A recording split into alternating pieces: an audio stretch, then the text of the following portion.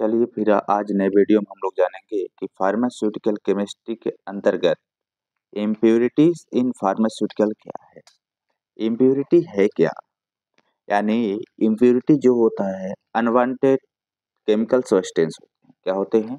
Pharmaceutical chemistry के अंतर्गत देखेंगे तो केमिस्ट्री में सब्सटेंस होते हैं, एटम्स होते हैं, एलिमेंट्स होते हैं। डी फार्मा फर्स्ट ईयर की बात करेंगे, जो सब्जेक्ट है फार्मास्यूटिकल केमिस्ट्री। इसमें टॉपिक क्या इंक्लूड है? Impurity in pharmaceutical. इम्प्योरिटी है क्या? फार्मास्यूटिकल में इम्प्योरिटी क्या है? इम्प्योरिटी यानी अशुद्धियां होती हैं। ठीक है, एक्चुअली में है क्या, इसके बारे में जानने की कोशिश करेंगे। तो चलिए हम सबसे पहले इसका इंट्रोडक्शन देखेंगे कि जो इम्प्योरिटी है किसमें, इम्प्योरिटी मीन्स किसमें है, फार्मास्यूटिकल में इम्प्योरिटी है, उसका क्या रोल है। यहाँ पे देखिए कि इन फार्मेसी, फार्मेसी के अंदर क्या होता है, फार्मेसी के अंदर जो इम्प्योरिटी है क्या होता है, in pharmacy impurities are unwanted chemical substance. क्या है impurity? Unwanted chemical substance. Unwanted यानी एक्स्ट्रा, यानी अशुद्धियां है, अनवांटेड है। Present in a medicine. क्या है? Present in a medicine. Medicine means drugs या प्रोडक्ट। आप कह सकते हैं कि फार्मेसी के अंदर जो इम्प्योरिटी है वो क्या है, अनवांटेड केमिकल सब्सटेंस है, जो कि प्रेजेंट होता है किसमें, दवाओं में। और इन एक्टिव फार्मास्यूटिकल इंग्रेडिएंट्स, या फिर साथ में कह सकते हैं कि जो एक्टिव फार्मास्यूटिकल इंग्रेडिएंट होते हैं, यानी जो एपीआई होता है, उसमें use to make the medicine. जब हम मेडिसिन को बनाते हैं एक्टिव फार्मास्यूटिकल इंग्रेडिएंट लेकर के, उसमें यदि अनवांटेड केमिकल सब्सटेंस है, फिर भी क्या है, इम्प्योरिटी है। फिर भी क्या है, इम्प्योरिटी है, याद रखना है। चलिए सेकेंड पैराग्राफ देखते हैं। They are essential. ये क्या है, एसेंशियल है, जो कि कंटामिनेट्स होते हैं, that's are not the active drugs. ये क्या होते हैं, एक्टिव ड्रग्स नहीं होते। Itself and not the harmful inactive ingredients like fillers और बाइंडर्स। फिलर्स एंड बाइंडर्स होते हैं। अगला टॉपिक देखेंगे। अगला टॉपिक इसमें क्या है, source and effect of impurity.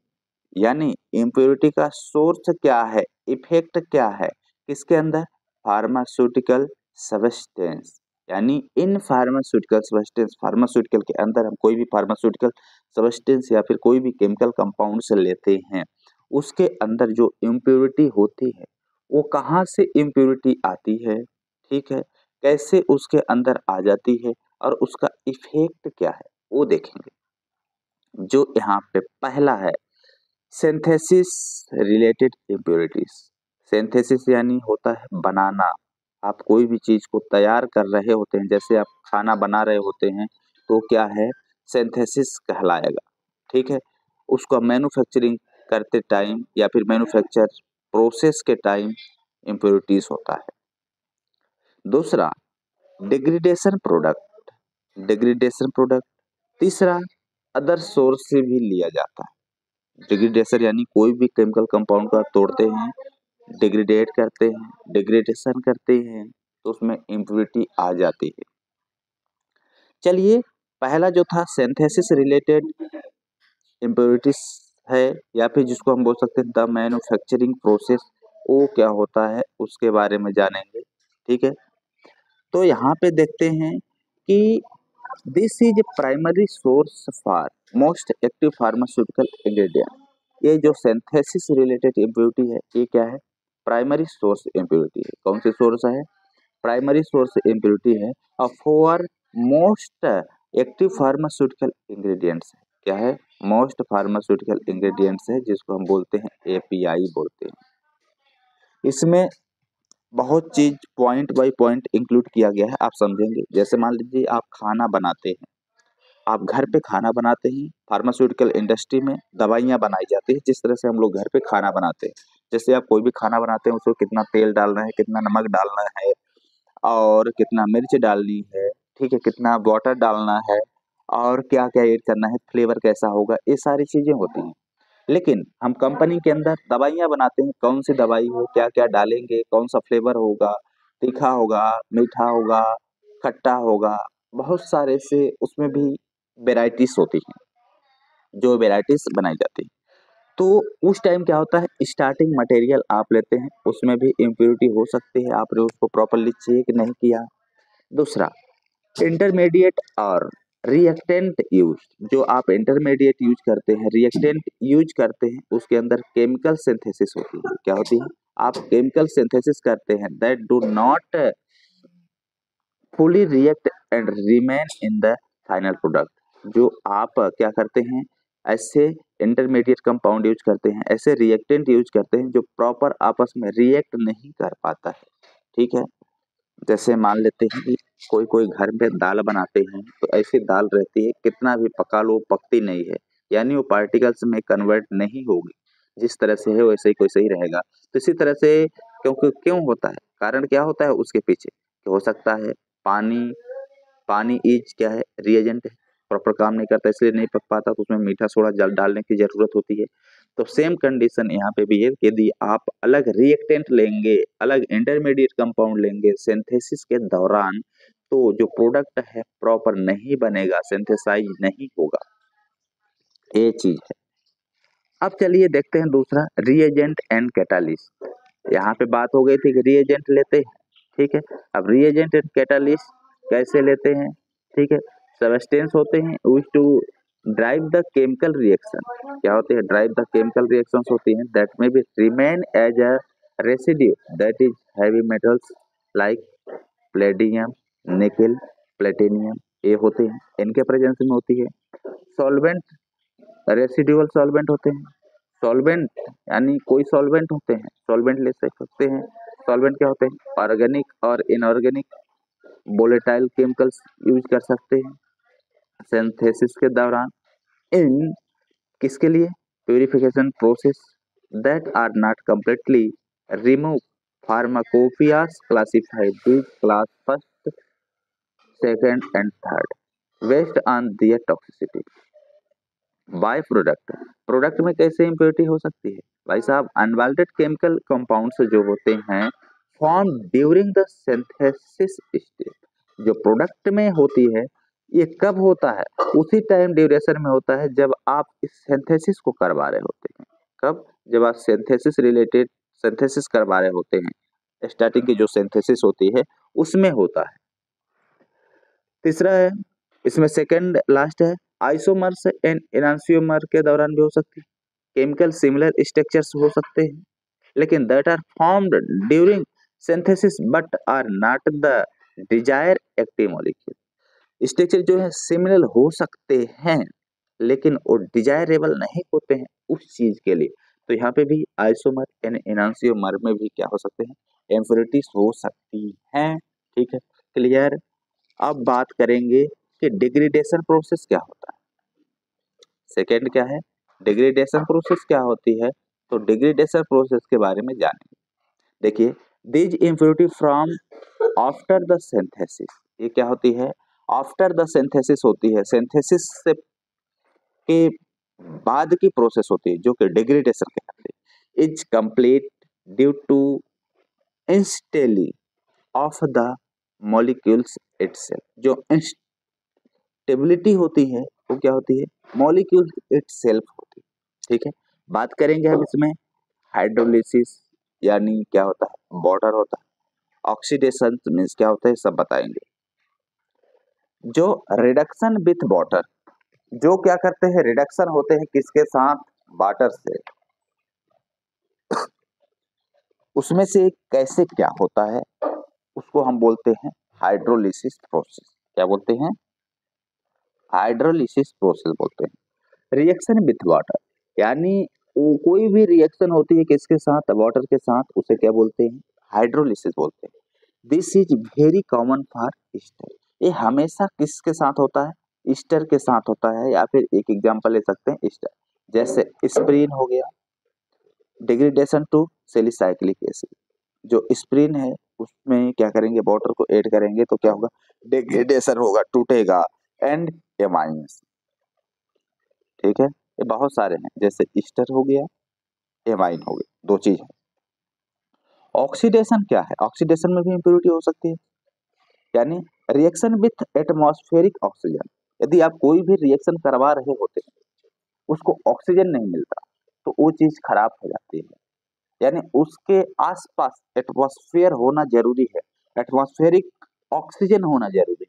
जैसे मॉलिक्यूल्स विथ फिनॉल, जैसे हम देखेंगे मॉलिक्यूल्स विथ फिनॉल, फिनॉल में क्या है, ऑक्सीजन है।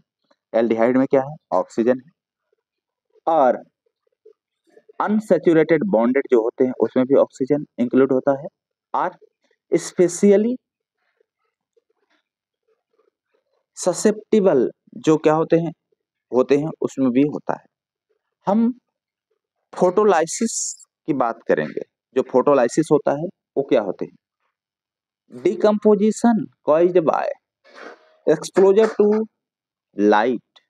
फोटोलाइसिस उस कंडीशन में होती है जो कि लाइट में होती है, जैसे यूवी लाइट हो गई, यूवी विजिबल हो गई, अल्ट्रावायलेट लाइट हो गई, उसके प्रेजेंस में होती है कोई कोई, उसमें भी क्या हो सकती है, डिग्रेडेशन की प्रोसेस होती है। यदि जब डिग्रेडेड प्रोडक्ट होता है तो हमारा क्या है, खराब हो गया है, यानी प्रॉपरली तरीके से काम नहीं करेगा, यूजेबल नहीं है, आप उसे यूज नहीं कर सकते। थर्मल डिग्रेडेशन प्रोसेस, यानी इसमें भी इम्प्योरिटी कॉज हो रही है। जैसे decomposition caused by the heat, जैसे आप हीट करते हैं ड्यूरिंग ड्राइंग, जब आप किसी भी चीज को सुखा रहे होते हैं तब क्या होता है, या फिर जब स्टोरेज कर रहे होते हैं तो उसको क्या बोलते हैं, थर्मल डिग्रेडेशन करते हैं। आप कोई भी चीज बनाते हैं उसको सुखाते हैं या फिर स्टोरेज करते हैं, उसमें प्रॉपर उसका टेम्परेचर नहीं है, उसमें भी क्या होगा, इम्प्योरिटी हो। पीएच रिलेटेड डिग्रेडेशन भी होता है, यानी पीएच से भी इम्प्योरिटीज हो सकती है। डिकम्पोजिशन एक्सीलरेटेड होता है, जो कि एसिडिक होता है या फिर बेसिक कंडीशन। ठीक है, अब हम बात करेंगे थर्ड, अदर सोर्सेस से इम्प्योरिटी कहाँ से आती है। जो हमारा क्या है, अदर सोर्सेस है, अदर सोर्सेस से जो इम्प्योरिटी है वो कहाँ से आती है, कैसे होती है। जैसे कंटामिनेशन प्रोसेस होती है, उस कंटामिनेशन प्रोसेस के साथ आ सकती है। जैसे हम बात करेंगे physical carry over from equipment, जो हमारा इक्विपमेंट्स हैं प्रॉपरली कंटामिनेटेड है, खराब है, यानी उसमें गंदगी लगी हुई है, या फिर कोई भी चीज पार्टिकल का अटैच है, या फिर उसमें कोई भी चीज है नहीं, प्रॉपर ग्रीसिंग ऑयल्स नहीं, वो प्रॉपर काम नहीं करेगा, कंटामिनेटेड है। जैसे आप कोई भी चीज खाने का बनाते हैं, बर्तन साफ नहीं है, वो गंदा है, उसको हम बोल सकते हैं कंटामिनेटेड है। वो क्या है, कंटामिनेटेड, कंटामिनेटेड यानी उसमें कचरा भरा हुआ है। कचरे के साथ यदि आप कोई भी चीज बनाएंगे तो जो आप बना रहे होते हैं वो भी क्या हो जाएगा, कचरा ही बनेगा, यानी खराब है, उसके खाने लायक योग्य नहीं है। इसी तरह से दवाइयाँ होती है, यदि वो कचरा है तो आप उसे खाएंगे तो नुकसान ही करेगी, फायदा तो करने वाली नहीं है, हमेशा नुकसान करेगी। जैसे मेटल पार्टिकल्स हो गए, लुब्रिकेंट्स हो गए, ठीक है, क्लीनिंग एजेंट्स हो गए, ये सभी को जो ये है इसको आप प्रॉपरली यूज नहीं करते हैं तो जो इक्विपमेंट होते हैं वो क्या होते हैं, फॉल्टी होते हैं। और फ्रॉम द एनवायरनमेंट, और हमारा जो वातावरण है उससे भी हो सकता है। जैसे माइक्रोबियल्स हो गए, पार्टिकुलेट हो गया, पार्टिकुलर मैटर्स हो गए, ये हो गए। आइसोलेशन एंड प्यूरिफिकेशन कैसे करते हैं, यदि आप अदर सोर्सेज से देखेंगे कि इम्प्योरिटी सोर्स क्या है, यदि आप आइसोलेशन करते हैं, प्यूरिफिकेशन करते हैं, उस टाइम भी इम्प्योरिटी का इंटर हो जाता है। जैसे इन्फ्लुएंस होता है, जिसमें inefficient purification process like crystallisation और फिल्ट्रेशन प्रोसेस होती है, can fail to remove impurity for, यानी आप क्रिस्टलाइजेशन कर रहे होते हैं, फिल्ट्रेशन कर रहे होते हैं, उसके दौरान जो इम्प्योरिटी को आप रिमूव करते हैं उस टाइम क्या हो जाता है, फेल हो जाता है आपका प्रोसेस। ठीक है, तो उसमें कचरा चला जाएगा। फिल्टर कर रहे होते हैं, फिल्टर जो नहीं हुआ, फिल्टर नीचे चला गया, उसमें फिल्टरिंग के टाइम कुछ भी अलग चीज आ गया, तो क्या होता है, फ्रॉम द सिंथेसिस के टाइम ये प्रोसेस होती है, फिल्ट्रेशन प्यूरिफिकेशन की प्रोसेस। तो ये है, उस टाइम भी इम्प्योरिटी हो सकती है जब आप मटेरियल पैकेज को क्या करेंगे, पैक करेंगे, उसको अंदर डालेंगे, बॉक्स में डालेंगे, यानी कोई भी चीज आप पॉलीथीन में पैक कर रहे होते हैं, पॉलीथीन में नाइट्रोजन गैस नहीं भरते हैं, कहने का मीन्स ये हो गया, कोई भी चीज और नहीं भर पाते हैं। तब होता क्या है एक्चुअली में, तो जो इंटरेक्शन होता है between the substance and container का, ठीक है, यानी जो सबस्टेंस है आपका, जो कंपाउंड है और कंटेनर है, उसके बीच क्या होता है, इंटरेक्शन होता है, तो लीडिंग टू द लीचेबल हो जाती है। जो वो चीज है क्या होता है, लीचेबल हो जाता है। जैसे आप कोई भी चीज, ऐसी चीज है कि आप कोई भी चीज को प्लास्टिक के डब्बे में नहीं रख सकते हैं, कोई ऐसे चीजें हैं कि आप उसे कांच में नहीं रख सकते हैं, कोई कोई ऐसे चीजें हैं कि आप उसे स्टील में नहीं रख सकते हैं या फिर कागज में नहीं रख सकते हैं।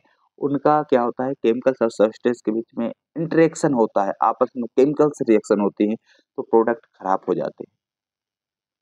जैसे यहाँ पे एक एग्जांपल देने की कोशिश करूंगा कि जो लोग एल्कोहल का यूज करते हैं, क्या करते हैं, एल्कोहल का यूज करते हैं, उसको देसी भाषा में कह लेते हैं, जो लोग दारू पीते हैं, ठीक है, वो हमेशा प्लास्टिक के गिलास में ही पीते हैं या फिर कांच के गिलास में पिए, स्टील के गिलास में नहीं पीते, क्योंकि स्टील और एल्कोहल का आपस में रिएक्शन होता है तो टेस्ट खराब हो जाता है, ठीक है, इसलिए लोग उससे नहीं पीते हैं, क्योंकि आपस में जो गिलास है क्या है, कंटेनर है। समझ गए होंगे। अब बात करेंगे इफेक्ट ऑफ इम्प्योरिटी। इम्प्योरिटी से क्या इफेक्ट होता है, ठीक है, इफेक्ट से बहुत सारे इफेक्ट हो सकते हैं, जैसे सेफ्टी पे इफेक्ट हो सकता है, हेल्थ पे इफेक्ट हो सकता है, टॉक्सिकोलॉजिकल इफेक्ट होता है, यानी आपके शरीर पे जहरीला प्रभाव का असर होगा, जैसे active toxicity, genotoxicity, gene damage होने लगेंगे, ठीक है, कार्सिनोजेनेसिस या फिर कार्सिनोजेनोनिसिटी, यानी कैंसर जैसे कैंसर होने लगेगा, ऑर्गन्स टॉक्सिसिटी, ऑर्गन्स खराब होने लगेंगे, जैसे लीवर किडनी खराब होने लगेंगे, एलर्जेनिक रिएक्शन, आपको एलर्जी होने लगेगी। ये बहुत सारे इफेक्ट होते हैं जो कि सेफ्टी एंड हेल्थ पर जाके हमेशा होती हैं। जैसे हम बात करेंगे effect on product quality and efficacy. हाँ, प्रोडक्ट पे भी इफेक्ट पड़ सकता है, उसकी क्वालिटी डैमेज हो जाएगी, एफिकेसी जो है वो भी डैमेज हो जाएगी। जैसे रिड्यूस थेराप्यूटिक एफिकेसी, यानी रिड्यूस हो जाएगी, जो थेराप्यूटिक है वो भी रिड्यूस हो जाएगी, क्या हो जाएगी, रिड्यूस होगी, क्या हो जाएगी, रिड्यूस हो जाएगी। तो ये चीज है। दूसरा, instability and reduce self life. आपकी सेल्फ लाइफ जो है, या फिर आप जहाँ पे काम कर रहे होते हैं, आप कोई पूछेगा किसने बनाया, बताया जाएगा कि आपके द्वारा बनाया गया है, तो आपकी सेल्फ लाइफ पे भी डिपेंड हो रहा है, यानी प्रोडक्ट के साथ साथ आपकी भी वो लाइफ जा रही है, यानी आपका भी बदनामी या बेइज्जती हो रही है, ठीक है, उसके कारण से होता है। जैसे अल्टर्ड फिजिकल प्रॉपर्टी, बहुत सारे फिजिकल प्रॉपर्टी किस कारण हो सकता है, जैसे डिजोलिएशन रेट हो गया, ठीक, बायो अवेबिलिटी हो गई, क्रिस्टल फॉर्म्स हो गए, जिसको हम पॉलीमॉर्फिज्म कहते हैं। थर्ड पॉइंट की बात करेंगे, थर्ड पॉइंट में क्या है, टेक्निकल एंड कॉमर्शियल इफेक्ट। कुछ टेक्निकल के कारण से भी इफेक्ट हो सकते हैं, जैसे रेगुलेटरी नॉन कंप्लायंस हो गए, कंपनी में रेगुलेटरी होती है, नॉन कंप्लायंस होता है, loss of patient and physician trust, यानी पेशेंट क्या होते हैं, लॉस होते हैं, तो फिजिशियन ट्रस्ट नहीं करते, ठीक है, इस तरह से होता है। इकोनॉमिकल लॉसेस होता है, ठीक है, इकोनॉमिकल जो मेंटेलिटी होती है उसके कारण से भी होता है। हम बात करेंगे how to pharmacopoeia control impurity, यानी आप फार्माकोपिया के अकॉर्डिंग इम्प्योरिटी को कंट्रोल कैसे कर सकते हैं, ठीक है, जैसे आप कंट्रोल कर सकते हैं आइडेंटिफिकेशन टेस्ट लगा के, यानी चेक करेंगे तभी तो पता चलेगा कि इतनी इतनी इम्प्योरिटी आई है, तभी तो आप उसे रोकने की कोशिश करेंगे। दूसरा, रिलेटेड सब्सटेंस टेस्ट, आप उससे जो रिलेटेड सब्सटेंस टेस्ट होता है उसको लगाएंगे, इम्प्योरिटी का पता चलेगा कि इतना है, तो आप क्या करेंगे, कम करने की कोशिश करेंगे। जैसे यूजिंग हो गया क्या, एचपीएलसी हो गया, ठीक है, आइडेंटिफाई करते हैं उससे, क्वांटिफाई करते हैं ऑर्गेनिक इम्प्योरिटीज को, ठीक है, एंड ऐसे लगाते हैं, ठीक है, उसका अवलोकन करते हैं कि सही है कि नहीं है। स्पेसिफिक टेस्ट लगाते हैं, जैसे हैवी मेटल्स हो गया, सल्फेट आस हो गया, loss on drawing, water content का भी टेस्ट लगाते हैं, ये सारे हैं, ठीक है, जैसे रेसिडुअल सॉल्वेंट भी टेस्ट लगा सकते हैं, उसमें पता चलेगा कि इतनी इतनी इम्प्योरिटी है, तो आप उसे कंट्रोल कर सकते हैं। चलिए यहाँ तक ही, अब मिलते हैं हम लोग नेक्स्ट वीडियो में।